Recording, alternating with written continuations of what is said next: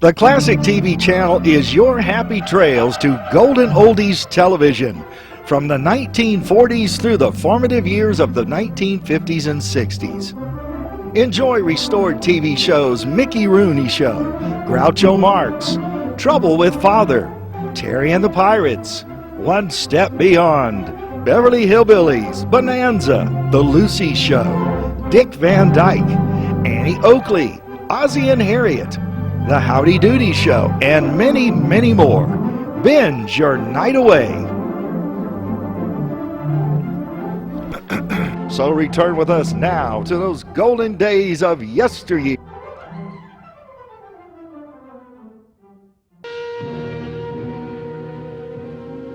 My name is Konrad Styner. I'm a doctor of medicine. Tonight's story has the title, Red Christmas. Guardian of birth, healer of the sick, comforter of the aged.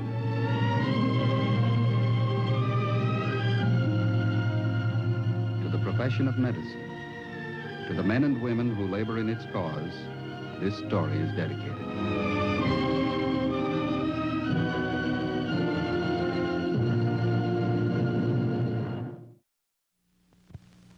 Our presentation tonight, the field of surgery. More specifically, the field of neurosurgery. The object in point, a piece of red paper. The case in point, Frances Monahan. Her story concerns a threat to human life about which a medical doctor can do little or nothing. He can only prepare for it and then do his best to repair the damage inflicted. At this hour, in hospitals all over the nation, hundreds of doctors are standing by to meet this particular threat. They know it's coming, but there's little they can do to stop it. This is the story of one of those doctors.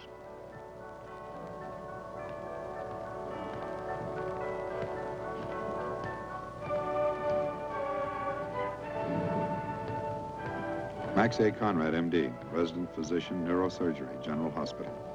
Tonight he's expecting trouble. He won't be disappointed.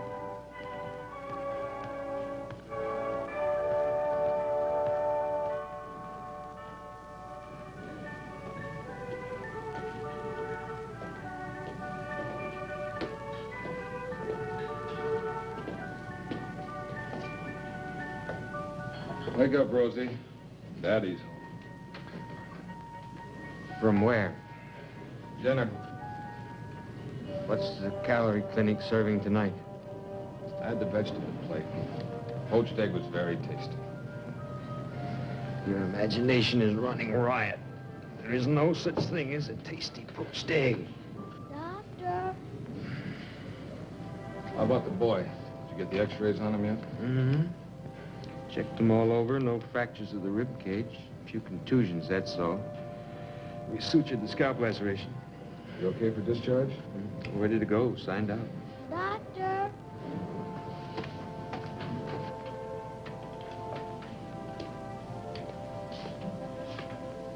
How you doing, son?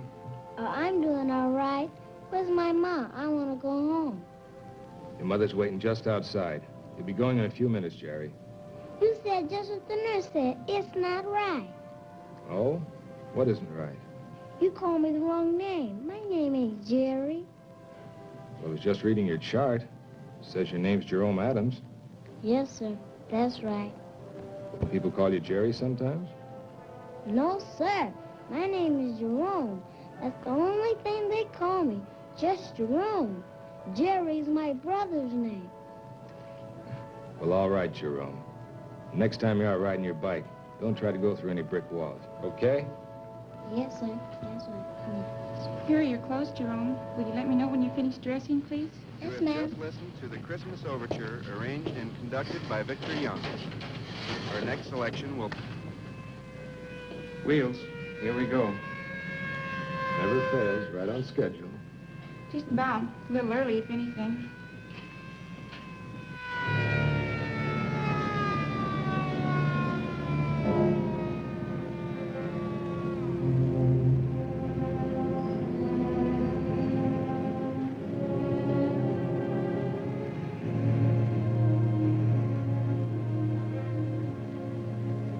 What do you know? Brand new ambulance. Yeah, how'd they ever guess? They're just what I wanted for Christmas.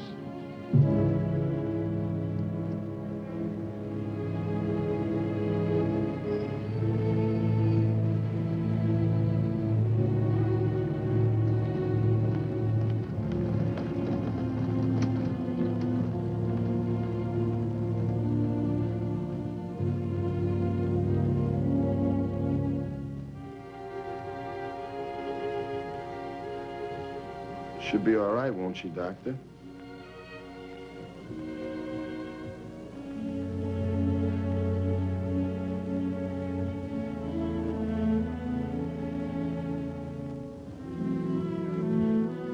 Take her on up to 5900, please.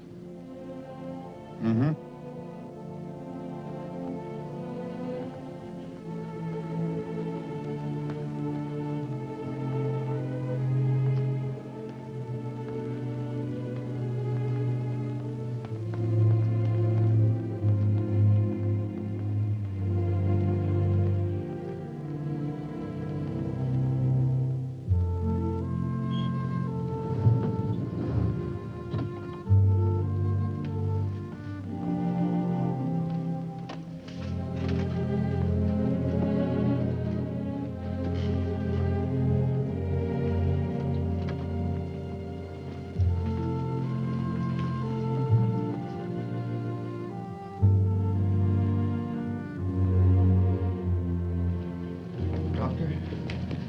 Here you are, nurse.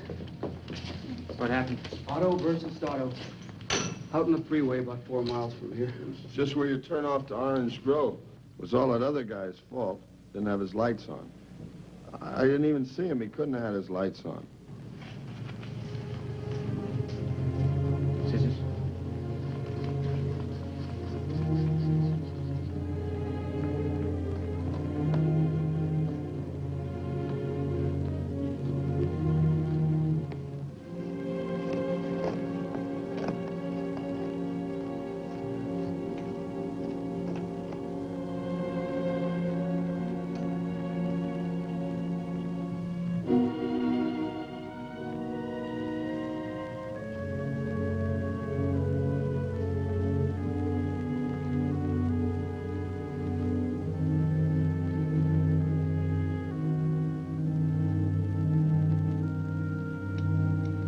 Profound shock.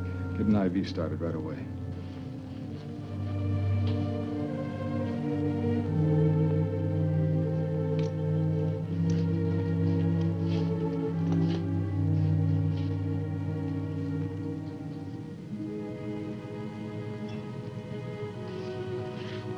It was the windshield. She sure must have hit it hard. It wasn't my fault. As soon as I saw the other car, I tried to turn out of his way. I hit the brakes hard as I could. Nobody can say it was my fault. Do you mind waiting outside, please? I'm just trying to tell you what happened, that's all. Never had a wreck in my life. It was the other guy.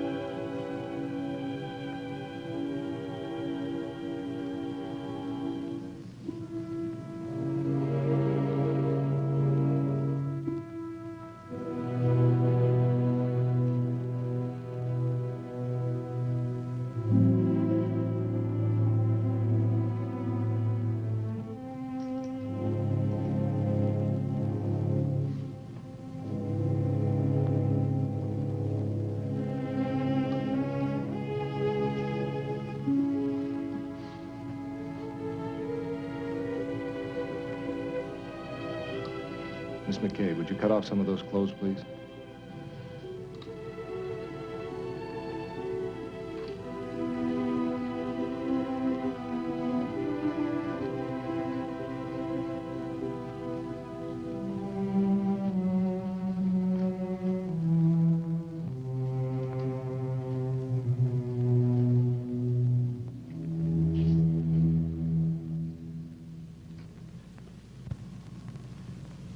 Get a unit of plasma ready. Better set up 3 pints of blood when you're at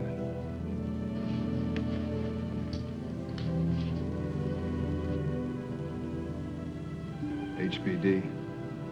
Some kind of a gin drink. Sure strong when we picked him up. Car smelled like a saloon.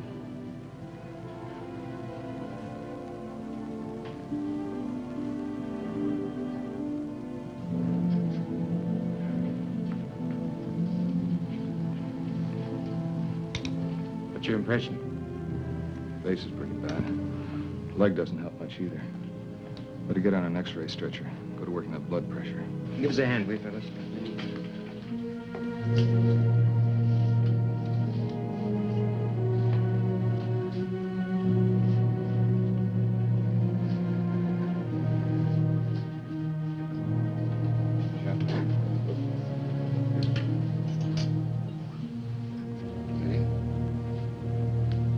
Ready? Thanks. Better move her inside. Get another portal going. Let's go, man.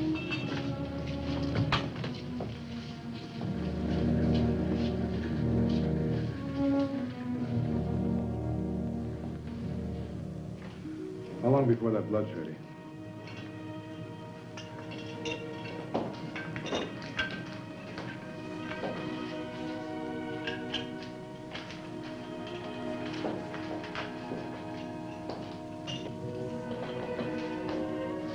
Rosie, do you want to talk to the man who was with her? Right. Find out what happened. Ask if she had a lucid interval since the accident. Okay.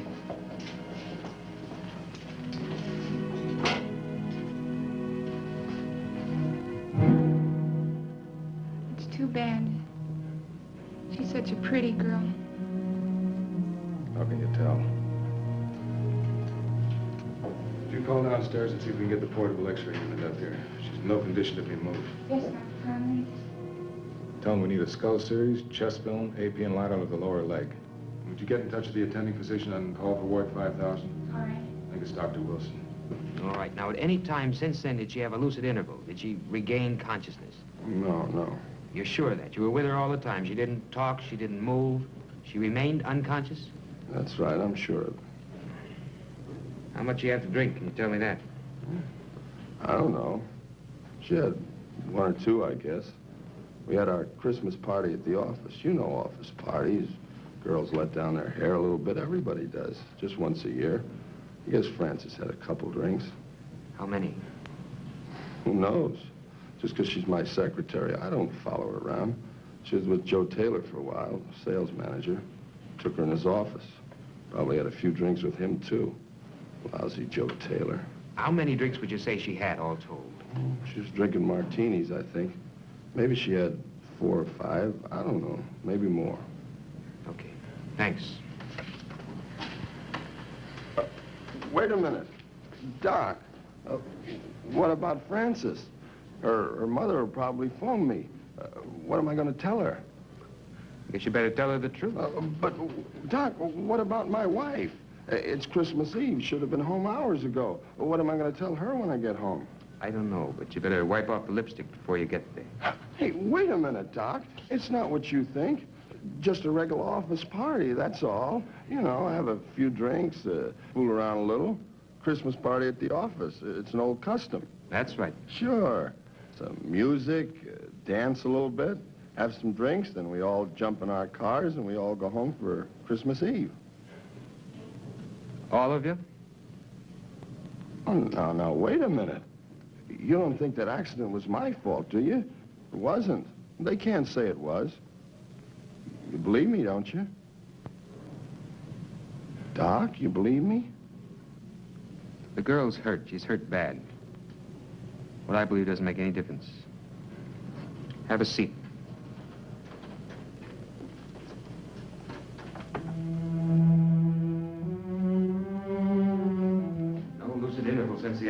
He seemed pretty sure of it.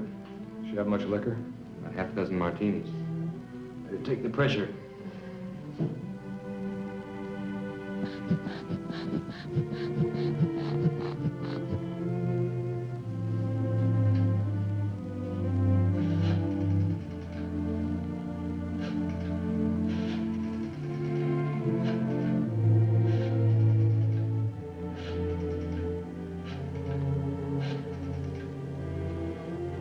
Hello.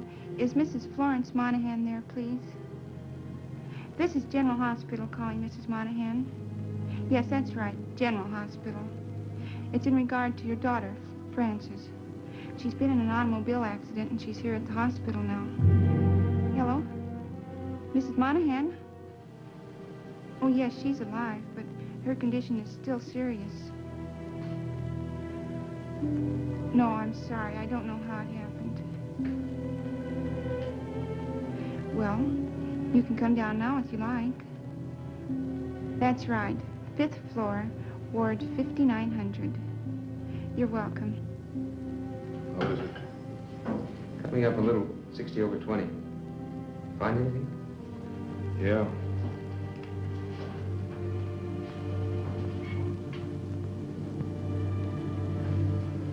It's not much of a Christmas present, is it?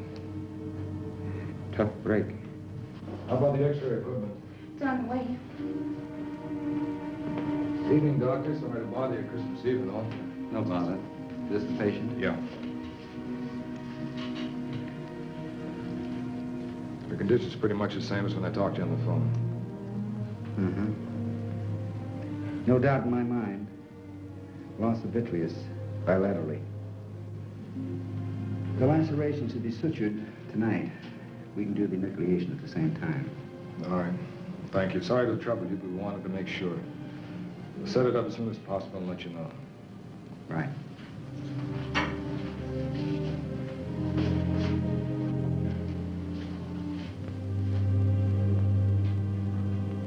Office parties. I wonder how they got started. I wonder when they're going to stop.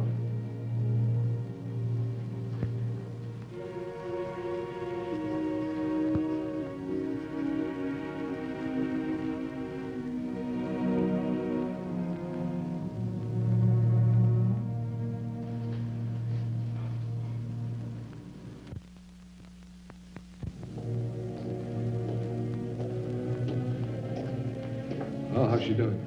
Be fair. Pressure's coming up. It was 100 over 60 about 5 minutes ago. Sensorium's clearing. Good reaction to pain. How'd the x-rays look? Not bad. Transverse fracture of the tibia, middle third.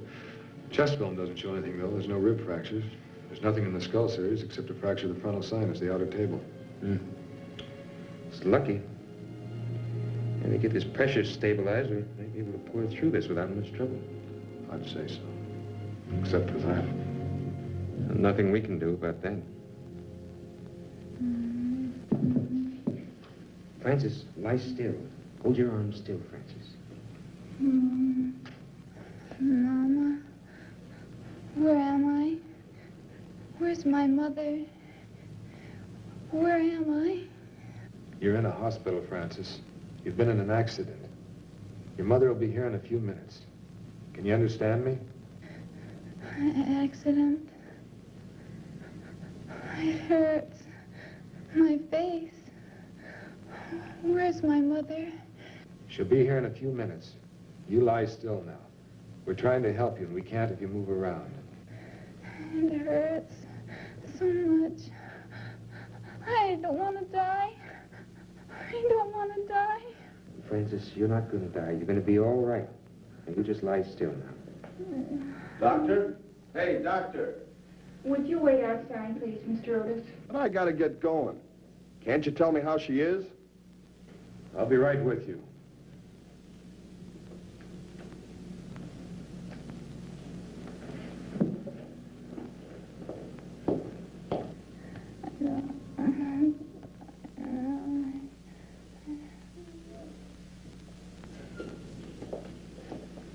Well, what about it, Doc? Can't stay here all night. How long are you going to keep me waiting? No one asked you to wait around. You can leave any time you like. Well, I want to be decent about it, that's all. Find out how she is. That's if anybody around here knows. She has some serious injuries, but she seems to be past the critical stage. That's all I can tell you. That's a whole lot of nothing, isn't it? I want to find out what's wrong. I think I've been pretty patient about this. I've been waiting here 2 hours. You've been waiting 2 hours. Over 2 hours, you bet I have. Well, what about it? I have a suggestion for you, Mr. Otis. I suggest you wait around a little longer.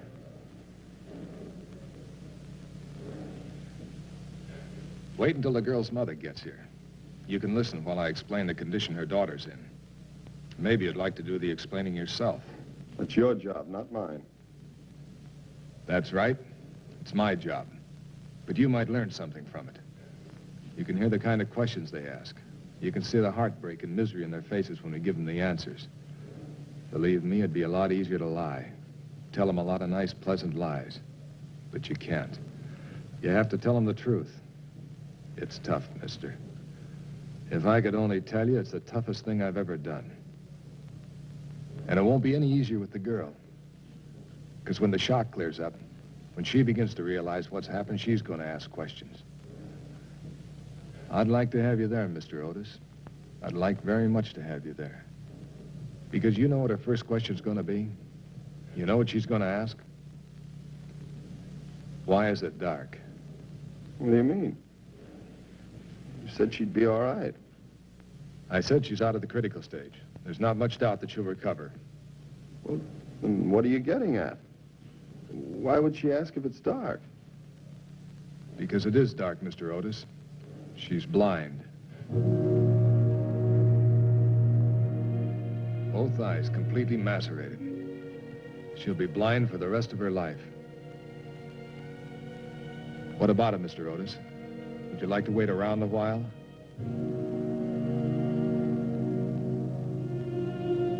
I'm late. I gotta get home.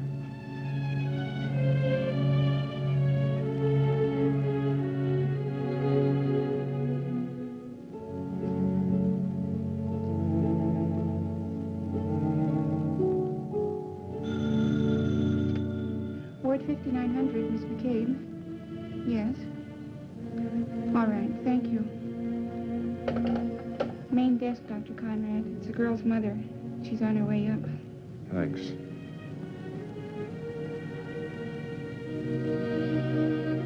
So begins the annual observance of the birth date of Jesus Christ. The Christmas party at the office. And a young secretary, 22 years old, blonde, and until lately beautiful. The first victim is claimed. The long parade is underway. An expensive parade. Its price, countless millions of dollars. Cars destroyed, property demolished, medical expenses, attorney's fees. But the cost, of course, is only a minor item. So are the man-hours lost, potential wealth unproduced. The total's fantastic, but it's only a minor item. Likewise, the time and effort of doctors, nurses, and technicians who, instead of joining the war on disease and contagion, must labor to correct the harm which man inflicts on himself.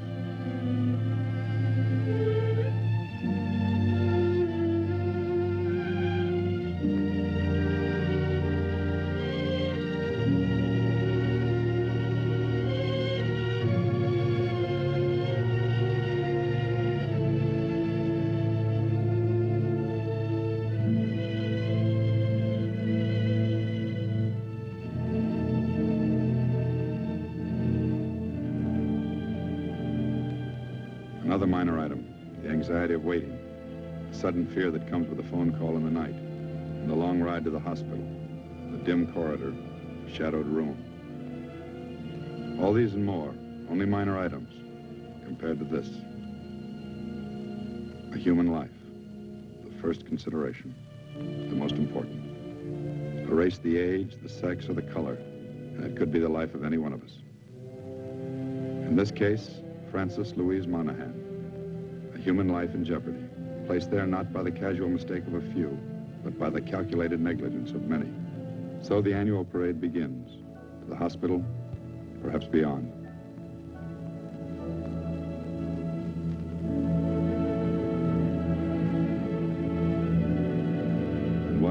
keeps asking himself, when will they learn? When will they ever learn?